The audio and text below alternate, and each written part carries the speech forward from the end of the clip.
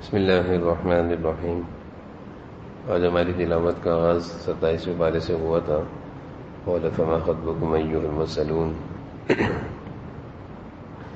حضرت ابراہیم علیہ السلام کا تذکرہ چل رہا تھا۔ انسانی شکلوں میں فرشتے آئے تھے۔ حضرت ابراہیم علیہ السلام ان سے پوچھنے لگے فما خطبكم أيها المرسلون، تم لوگ کیوں آئے ہو؟ تو وہ کہنے لگے انا ارسلنا الى قوم مجرمین، ہم ایک مجرم قوم کی طرف بھیجے گئے ہیں۔ مجرم قوم سے مراد قوم لوط جو ایک گندے گناہوں میں مبتلا تھے۔ ہم اس قوم کی ہلاکت لے کر آئے ہیں اور ساری قوم ہلاک کر دی جائے گی۔ اس کے بعد فرعون کا تذکرہ ہے اور اس کی سرکشی کا تذکرہ ہے۔ خوب طاقتور تھا، سارے انتظامات اور سارے حفاظتی اقدامات کر کے بیٹھا ہوا تھا، لیکن جب اس کی ہلاکت کا فیصلہ آیا تو اللہ تعالیٰ فرما رہے ہیں فَأَخَذْنَاهُ وَجُنُودَهُ فَنَبَذْنَاهُمْ فِي الْيَمِّ وَهُوَ مُلِيمٌ، ہم نے اس کو اور اس کی فوج کو پکڑا اور دریا میں غرق کر دیا۔ قوم عاد کا تذکرہ ہے، قوم سمود کا تذکرہ ہے۔ اس کے بعد آسمان و زمین کی پیدائش کا تذکرہ ہے، اور پھر اللہ تعالیٰ فرماتے ہیں فَفِرُّوا إِلَى اللَّهِ، اہل ایمان سے اللہ تعالیٰ فرما رہے ہیں کہ اللہ کی طرف دوڑ لگاؤ، اللہ کی رضا حاصل کرنے کے لیے، اس کو خوشنودی، اس کو راضی کرنے کے لیے کوشش کرو۔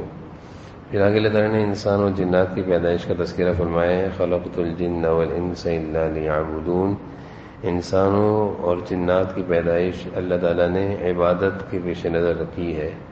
دنیاوی کام بھی اپنی جگہ چلتے رہیں گے، لیکن بنیادی مقصد وہ عبادت ہے، اس لیے زیادہ وقت عبادتوں میں گزارنا اللہ کو یہ مطلوب اور یہ پسند ہے۔ پھر اللہ تعالیٰ نے فرمایا کہ ان اللہ هو الرزاق ذو القوة المتین، روزی کا انتظام کرنے والی ذات تو اللہ کی ہے، روزی دینے والے تو اللہ ہیں۔ انسان اس روزی کے حصول میں بہت زیادہ پریشان بھی ہوتا ہے، اور بعض دفعہ روزی کے نہ ملنے کی وجہ سے وہ ناجائز اور حرام طریقے بھی اختیار کرتا ہے، جبکہ اگر انسان کو اس آیت پر یقین ہو جائے کہ دینے والی ذات تو اللہ کی ہے، محنت کرنا ہمارا کام ہے، دعائیں کرنا ہمارا کام ہے، اللہ تعالیٰ روزی کے لیے آسانی کے راستے بنا دیتے ہیں۔ سورۃ الطور ہے، اس سورت کے آغاز میں اللہ تعالیٰ نے کئی چیزوں کی قسم کھا کر ایک بات کو ارشاد فرمایا ان عذاب ربک لواقع، کہ عذاب تو ایک نہ ایک دن ضرور آنا ہے۔ قرآن کریم کی آیتوں کا بعض لوگوں کے دلوں پر، جیسے صحابہ، ان کے دلوں پر بہت زیادہ اثر ہوا کرتا تھا۔ حضرت عمر کے بارے میں آتا ہے جب یہ آیتیں سنی کہ اللہ تعالیٰ کئی ساری قسمیں کھا کر فرما رہے ہیں، آسمانوں کی قسم، سمندروں کی قسم، بیت معمور کی قسم، طور کی قسم، یہ ساری قسمیں کھا کر اللہ تعالیٰ فرما رہے ہیں کہ ان عذاب ربک، تمہارے رب کا عذاب ایک دن ضرور آئے گا۔ تو ان آیتوں کا اثر حضرت عمر پر ہوا اور کئی دن تک وہ بیمار پڑے رہے۔ قرآن کی تاثیر ہے، دلوں پر اثر کرتی ہے، جبکہ دل صاف ہو، اور جب دل گناہوں کی وجہ سے گندے ہوں تو پھر قرآن کی آیتوں کا اثر دلوں پر نہیں ہوا کرتا۔ پھر آگے اللہ تعالیٰ نے اہل جنت کا تذکرہ فرمایا ہے، اہل جنت پر جو اللہ تعالیٰ کے انعامات ہوں گے اس کا تذکرہ فرمایا ہے۔ پھر آگے اللہ تعالیٰ نے فرمایا کہ والدین اگر نیک ہوں اور اولاد بگڑی بھی ہو تو جنت میں والدین کے ساتھ اولاد نہیں جا سکے گی، اولاد کو جنت میں والدین کے ساتھ داخل نہیں کیا جائے گا۔ ہاں، اگر اعمال میں اولاد بھی والدین کے ساتھ ساتھ کوشش میں لگی ہوئی ہو اور نیکی کی زندگی جس طرح والدین اختیار کر رہے ہوں اولاد بھی کوشش کرتی ہو، تو پھر یہ اولاد اپنے والدین کے ساتھ جنت میں جا سکے گی۔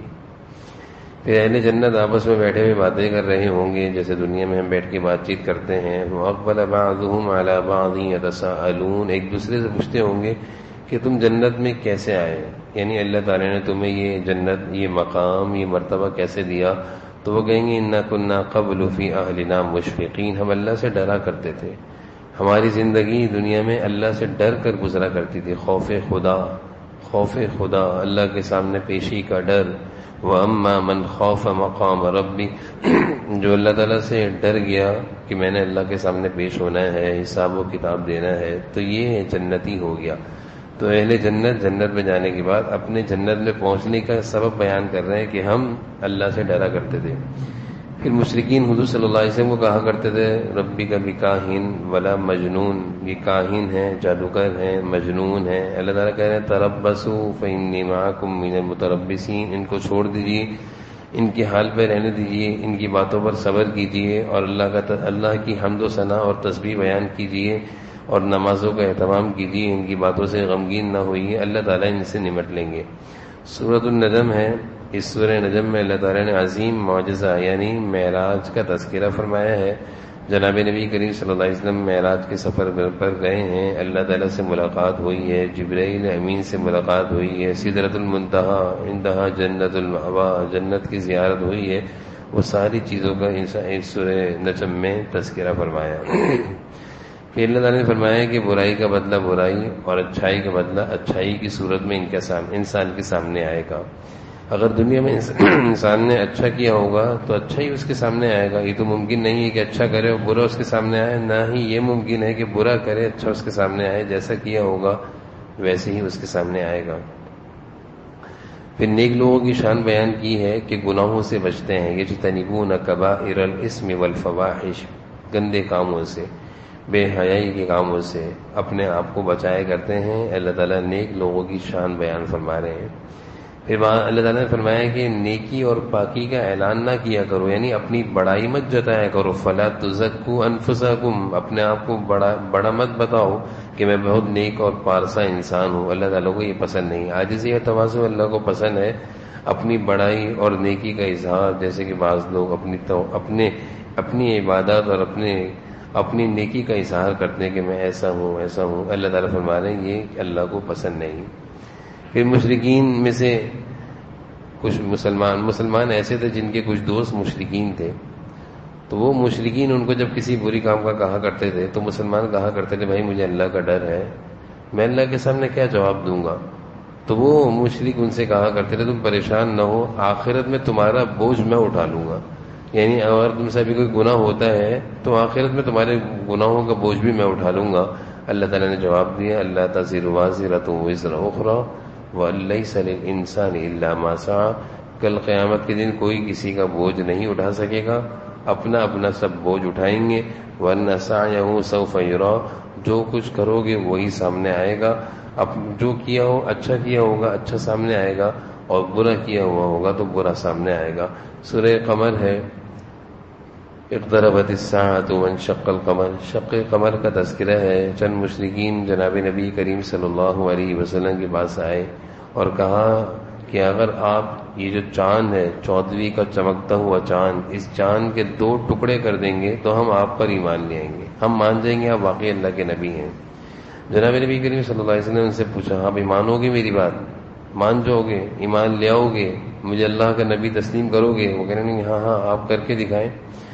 آپ صلی اللہ علیہ وسلم نے اللہ تعالیٰ سے دعا کری اور چاند کی طرف اشارہ کیا انگلی سے، چاند کے 2 ٹکڑے ہو گئے، ایک ٹکڑا اس طرف چلے گیا اور ایک ٹکڑا دوسری طرف چلے گیا، یعنی واضح طور پر 2 حصے ہو گئے۔ آپ صلی اللہ علیہ وسلم نے ان مشرکین کو مخاطب کرا کہ دیکھو، اچھی طرح دیکھ لو، آنکھیں کھول کر دیکھ لو، اور اب اگر تم ایمان نہ لائے تو اللہ کا عذاب آئے گا۔ تو ضد اور ہٹ دھرمی، عناد، تکبر، بڑائی، کبر، یہ انسان کو اچھائیوں سے محروم کر دیتی ہے۔ کہاں ماننے والے تھے، کہاں حضور صلی اللہ علیہ وسلم کی نبوت کو تسلیم کرنے والے تھے، کہاں اپنی سرداری کو چھوڑنے والے تھے؟ ان کو پتا تھا کہ اگر ہم نے ان کی نبوت کو تسلیم کر لیا تو ہماری سرداری تو چلی جائے گی، اس لیے یہ کہنے لگے کہ اب تک تو ان کا جادو زمین پر چلا کرتا تھا، زمین والوں پر جادو چلا کرتا تھا، اب تو ان کا جادو آسمان پر بھی چل رہا ہے، اور چاند کے 2 ٹکڑے کر دی۔ یوں کہہ کر حضور صلی اللہ علیہ وسلم کے اس معجزے کو، یہ شق قمر کا معجزہ تھا جو اللہ تعالیٰ انبیاء علیہ السلام کے ہاتھوں پر کرا کرتے ہیں، اس معجزے کو جھٹلا دیا اور ان میں سے کوئی بھی ایمان نہ لایا۔ پھر اللہ تعالیٰ نے اس صورت میں وَلَقَدْ يَسَّرْنَا الْقُرْآنَ لِلذِّكْرِ فَهَلْ مِن مُدَّكِرٍ، جگہ جگہ اس آیت کو اللہ تعالیٰ نے اس صورت میں بیان فرمایا۔ اس آیت کا مفہوم یہ ہے کہ اللہ تعالیٰ فرماتے ہیں کہ ہم نے قرآن کریم کو آسان کر دیا ہے کوئی اس پر اس نصیحت کو لینے والا؟ اس آیت کے مفہوم میں مفسرین فرماتے ہیں کہ قرآن کریم کو جو اللہ تعالیٰ نے آسان کیا ہے 2 چیزوں کے لیے، ایک اس سے نصیحت حاصل کرنے کے لیے کہ اس کی ہدایات پر عمل کرنا آسان ہے، کوئی اللہ نے مشکل احکامات نہیں دی جو عمل کرنا مشکل ہو، اس کی نصیحتوں پر چلنا مزیدار ہے، آسان ہے۔ قرآنی ہدایات، قرآنی نصیحتیں، اللہ تعالیٰ کے پیغامات، اللہ کے ارشادات، سب پر عمل کرنا آسان ہے، اور دوسری چیز اس کا حفظ کرنا بھی آسان ہے۔ معصوم سا بچہ ہوتا ہے، چھوٹا سا ہوتا ہے، اپنی مادری زبان بھی صحیح سے نہیں بول پاتا، پڑھ پاتا، لیکن قرآن کریم کے 30 پاروں کا وہ حافظ ہوتا ہے۔ اللہ تعالیٰ یہ فرما رہے ہیں کہ ہم نے قرآن کریم کو ان 2 چیزوں کے لیے آسان کر دیا ہے۔ باقی قرآن کریم کے اندر سے مسائل کا نکالنا اور تفاسیر کا سمجھنا اور اس کو اپنی طرف سے بیان کرنا اللہ تعالیٰ نے اس کے لیے آسان نہیں کیا۔ اس کے لیے فرمایا وَاتَّبِعْ سَبِيلَ مَنْ أَنَابَ إِلَيْهِ فَاسْأَلُوا أَهْلَ الذِّكْرِ۔ قرآن کریم کی اگر تفسیر جاننا چاہتے ہو تو اس میں خود اجتہاد مت کرو، خود مت گھسو، قرآن کریم کی تفسیر کو غلط بیان مت کرو، بلکہ اہل علم سے اور اہل تقوی سے جو قرآنی علوم کو جاننے والے ہیں تفسیر کے بارے میں، ان کی طرف رجوع کرو۔ یہی وجہ ہے کہ حضور صلی اللہ علیہ وسلم کے زمانے میں بہت بڑے بڑے صحابہ جب قرآن کریم کی تفاسیر کے بارے میں کوئی آیت ان کو سمجھ میں نہ آتی تھی، قرآن کے پیغام سب سمجھتے تھے، نصیحتیں سب سمجھتے تھے، لیکن جب کوئی آیت ایسی ہوتی جس سے کوئی مسئلہ نکل رہا ہوتا اور نہ سمجھ میں آتا تو بڑے بڑے صحابہ، حضرت عمر جیسے صحابی، حضرت عبداللہ بن عباس جو امام المفسر کہلاتے ہیں، ان سے رجوع کیا کرتے تھے، جبکہ عبداللہ بن عباس حضرت عمر کے سامنے بچوں سے بھی چھوٹے تھے، یعنی بہت کم عمر تھے، لیکن تفسیر کا ان کے پاس علم تھا، تو حضرت عمر جیسے صحابی وہ حضرت عبداللہ بن عباس سے پوچھا کرتے تھے کہ بتاؤ ذرا کہ اس آیت کے بارے میں، اس آیت کا کیا مفہوم ہے، اس آیت کی کیا تفسیر ہے۔ اس لیے بہت سارے لوگ آج ہمارے معاشرے میں کہتے ہیں قرآن کیوں کسی سے پڑھتے ہو، خود سنو، خود سمجھو، خود دیکھو کیا ہے قرآن میں، حدیث میں۔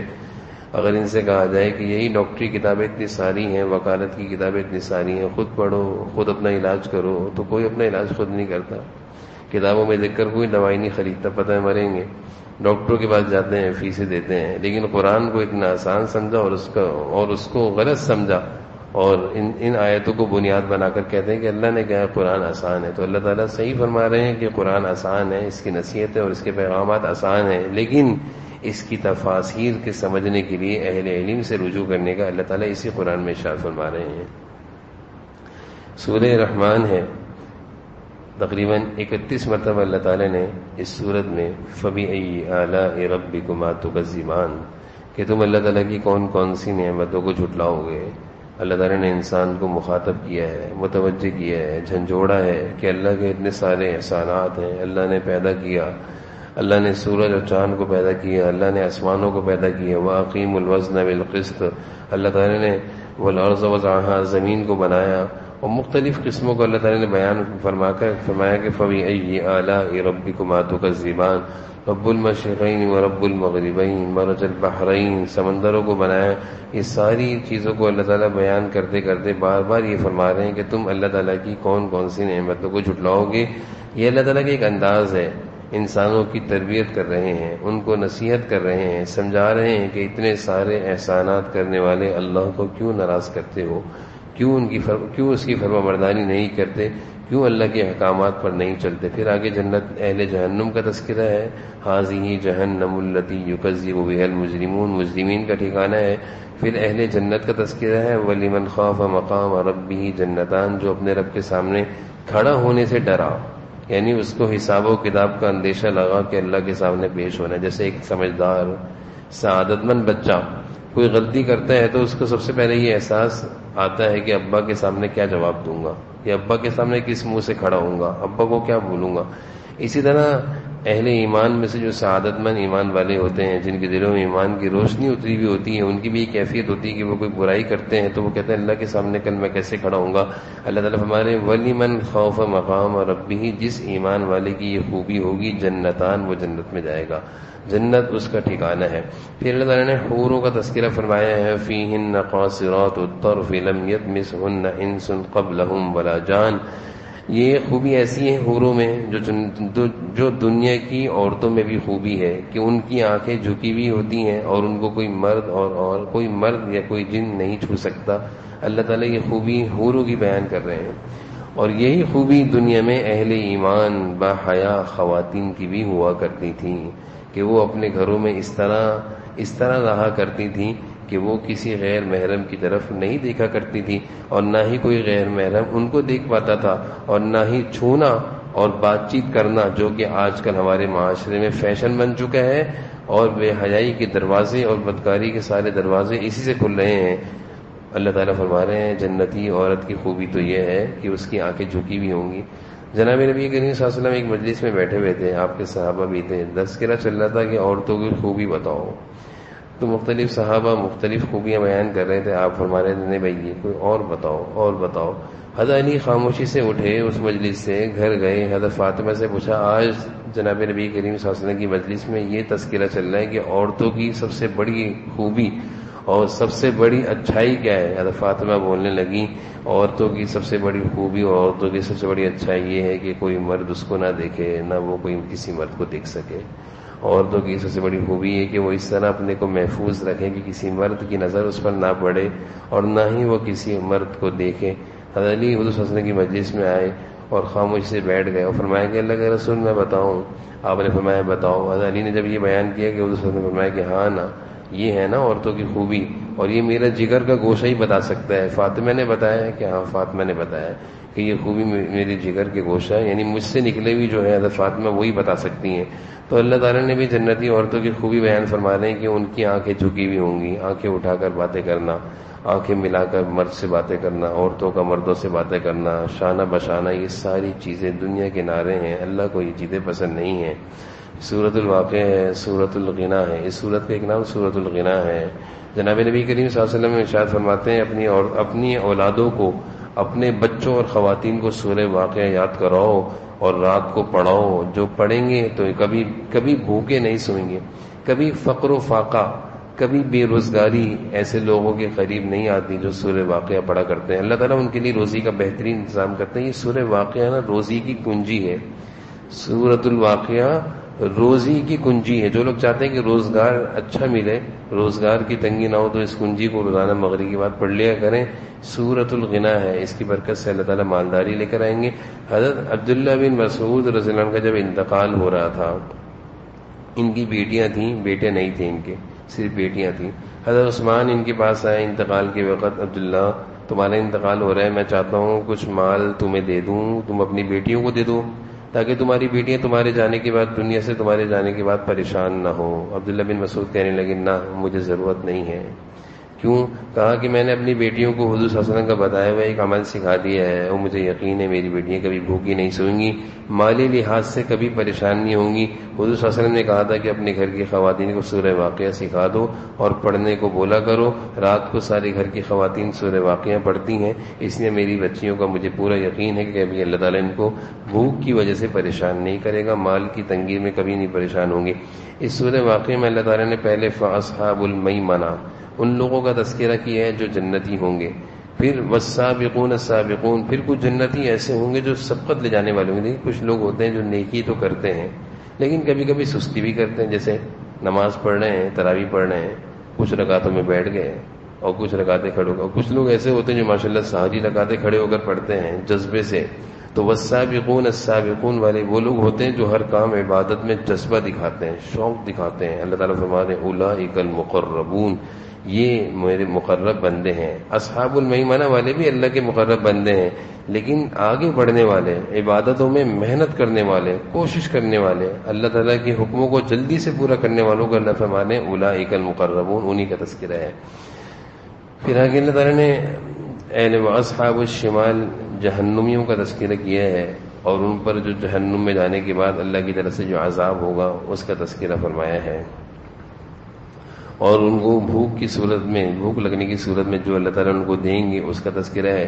پھر قرآن کریم کا تذکرہ ہے انہ لقرآن کریم فی کتاب مکنون، قرآن کی عظمت ہے، لا یمسہ الا المطہرون، ناپاکی کی حالت میں اس کو ہاتھ مت لگایا کرو، ناپاک لوگ اس کو مت چھوا کریں۔ پھر سورۃ الحدید ہے، سورۃ الحدید کے آغاز میں اللہ تعالیٰ آسمان و زمین کا تذکرہ فرما رہے ہیں، لہ ملک السماوات والارض، آسمان و زمین اسی کے ہیں، یولج اللیل فی النہار ویولج النہار فی اللیل۔ پھر آگے اللہ تعالیٰ اہل ایمان کو خرچ کرنے کا فرما رہے ہیں، من ذا الذی یقرض اللہ قرضا حسنا، کون ہے جو اللہ کو قرض حسنہ دے گا؟ اللہ تعالیٰ کو جو قرض حسنہ دے گا، اللہ تعالیٰ فرما رہے ہیں فیضاعفہ لہ، ہم اس کو دگنا کر کے لوٹائیں گے۔ آج دنیا میں جو اللہ کے راستے میں خرچ کرتے ہیں اور غرباء پر خرچ کرتے ہیں، دین کے کاموں پر خرچ کرتے ہیں، اللہ کی مرضی پر خرچ کرتے ہیں، تو گویا یہ اللہ کو قرض دے رہے ہیں، کل قیامت کے دن اللہ تعالیٰ ان کو دگنا کر کے لوٹائیں گے جب ان کو ضرورت ہوگی. اسی کا تذکرہ ہے. پھر اہل ایمان کا تذکرہ ہے کہ اہل ایمان کی روشنی میں کل محشر کے میدان میں جنت کا سفر طے کر رہے ہوں گے تو پیچھے سے منافقین آواز لگائیں گے قیل ارجعوا وراءکم فالتمسوا نورا، تھوڑی سی روشنی ہمیں بھی دے دو. پیچھے سے وہ لوگ ان سے کہیں گے بھائی ہمیں بھی کچھ نور دے دو، کچھ نور ہمیں بھی دے دو، ہم بھی اس نور ایمان کی روشنی میں یہ جنت کا سفر، یہ پورے صراط کا سفر طے کر لیں گے. تو اہل ایمان ان سے کہیں گے بھائی یہ نور تو دنیا سے لینا تھا، یہ نور ایمان تو دنیا سے لے کر آنا تھا، اب تم کہاں اس نور کو ہم سے مانگ رہے ہو؟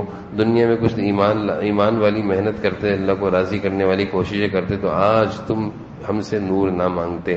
پھر آگے اہل ایمان کو اللہ تعالیٰ نے مخاطب کر کے فرمایا الم یأنی للذین آمنوا، اے ایمان والو، ہم سے کہہ رہے ہیں اللہ تعالیٰ، کافروں سے نہیں کہہ رہے، ان تخشع قلوبہم لذکر اللہ، وہ وقت کب آئے گا کہ جب تم اللہ کا ذکر سنو گے، قرآن سنو گے، تمہارے دل لرز جائیں گے، تمہارے دل تڑپ جائیں گے، تمہاری آنکھیں بہہ جائیں گی، تمہارے رونگٹے کھڑے ہو جائیں گے. اللہ کے کلام کی تاثیر، اللہ کے کلام کا اثر تمہارے دلوں پر کب ہوگا؟ اللہ تعالیٰ اہل ایمان کو غیرت ایمانی دکھا رہے ہیں، جگا رہے ہیں کہ ایمان کی غیرت ہو، دل میں ایمان کا نور ہو.